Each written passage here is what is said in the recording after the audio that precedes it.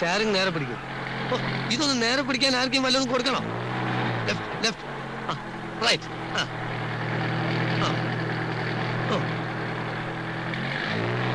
എന്റെ അമ്മേ, സാറെ അനാവശ്യമായിട്ട് സ്റ്റാരിങ് അങ്ങോട്ടും ഇങ്ങോട്ടും വെട്ടിക്കരുത്. കുഴി, ഒരു ചെറിയ കുഴി ഉണ്ട്, പേടിച്ചാൽ വലിയ കുഴി വന്നാൽ എന്ത് ചെയ്യും? ആ സെക്കൻഡിലിടും, കാണട്ടെ. എന്താ പറിച്ചിട്ടാണല്ലോ പരിപാടിയാ? ദേ ഞാൻ പറഞ്ഞിട്ടുണ്ട് ഗിയർ മാറുമ്പോ ക്ലച്ച് അമർത്തണമെന്ന്. അപ്പൊ ആക്സിലേറ്ററോ? അത് പിന്നല്ലേ. ഓ, ഈ നടുവിലുള്ളതാണോ ക്ലച്ച്? എത്ര പ്രാവശ്യം ഞാൻ പറഞ്ഞിട്ട് താഴോട്ട് നോക്കരുതെന്ന്. പിന്നെ ക്ലച്ച് ഏതാണെന്ന് അറിയണ്ടേ? ക്ലച്ച് നിങ്ങളെ കാലിൽ ലെഫ്റ്റ് ആണ് ഞാൻ പറഞ്ഞില്ലേ? ഓ, അത് ശരി.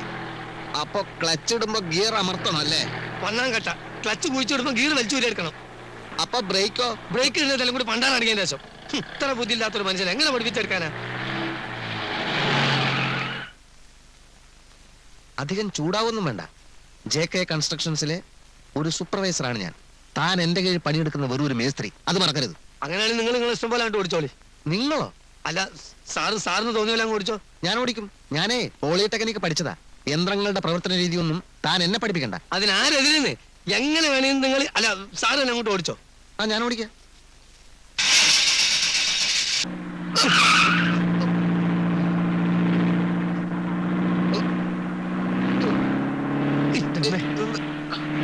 എന്താ മനുഷ്യനെ കൊല്ലാൻ കൊണ്ടുപോവാ? ബ്രേക്ക് ഔട്ട് ചെയ്ത്. ബ്രേക്ക് എവിടെ? ബ്രേക്കിന്റെ ഞാൻ ഔട്ടിക്കോളാം.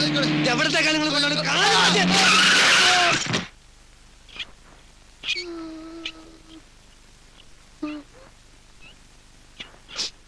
പതുക്കെ പതുക്കെ.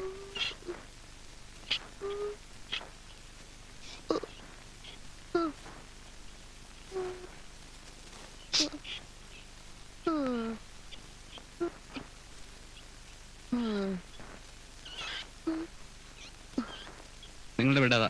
സന്തോഷം. പിടിച്ചു.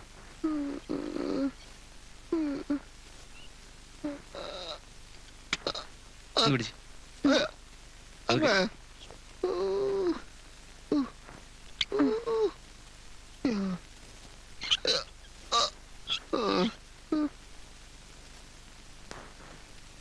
സാറേ, എത്ര ദിവസം കിടക്കേണ്ടി വരും? ഡോക്ടർ പറയും. മതി, തിരക്കില്ല. കിട്ടേണ്ടത് കിട്ടിക്കഴിഞ്ഞാൽ തോന്നേണ്ടത് തോന്നാൻ ഇത്തിരി സമയം നല്ലതാ. അല്ല, മീൽസ് ഒക്കെ ഇവിടെ സപ്ലൈ ഇല്ലേ? ഊണേ. ഇതെങ്ങനെ മേസ്ത്രി ഉണ്ടായത്? ഞാൻ ഈ പോളിടെക്നിക്കിലൊന്നും പഠിച്ചിട്ടില്ലല്ലോ. അതുകൊണ്ട് ഈ യന്ത്രത്തിന്റെ പ്രവർത്തനം ഒന്നും എനിക്ക് ഇഷ്ടമല്ല. അങ്ങനെ സംഭവിച്ചാ?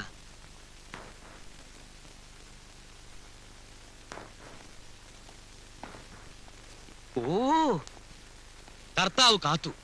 ക്ലാസ് എടുത്തുകൊണ്ടിരിക്കുമ്പോഴാണ് ഞാൻ വിവരം അറിഞ്ഞത്. ഉടനെ കാർ ഇടിച്ച സ്ഥലത്തെത്തി. ഇങ്ങോട്ട് ഫോൺ ചെയ്തപ്പോ കുഴപ്പമില്ലെന്ന് അറിഞ്ഞു.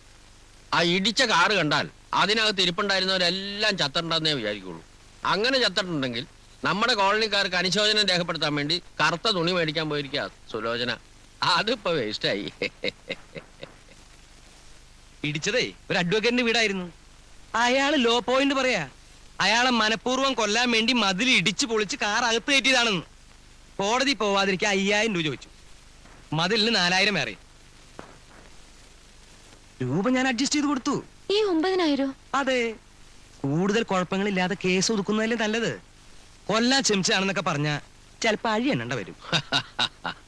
കേട്ടോ സാറേ, ആ കാറിന്റെ കിടപ്പൊന്ന് കാണേണ്ടതാ. അതെ, തോട്ട വിഴുങ്ങിയ പന്നിയുടെ തല പോലെ ആയിപ്പോയി. ഏതായാലും കാറ് ഞാൻ ലോറി കയറ്റി വർക്ക്ഷോപ്പിൽ എത്തിച്ചിട്ടുണ്ട്. ഒരു 10-10000 രൂപ ചെലവാക്കിയ വണ്ടി നേരെ ആക്കാന്നാണ് മെക്കാനിക്ക് പറയണേ. എന്റെ ഈശ്വരാ, ആ കാറ് കണ്ടപ്പോഴേ ഞാൻ പറഞ്ഞില്ലേ തല്ലിപ്പുളിയാണെന്ന്.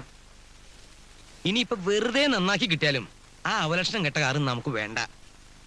ഈ ബ്ലഡി ഫൂളും ആയിട്ടുള്ള കൂട്ടുകെട്ടും നിങ്ങൾക്ക് അത്ര നല്ലതല്ല. ദേ, ഞാൻ 2 ആളോടും കൂടിയിട്ട് പറയണേ. അപ്പോ ഞങ്ങൾ കോളനി പോയി വിവരം പറയാം.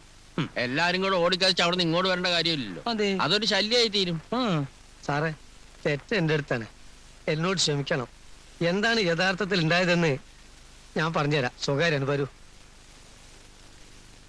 അവിടെ നിൽക്ക്, ഞാൻ പിന്നെ പറയാം. അവിടെ നിൽക്ക്, നടന്നോളൂ.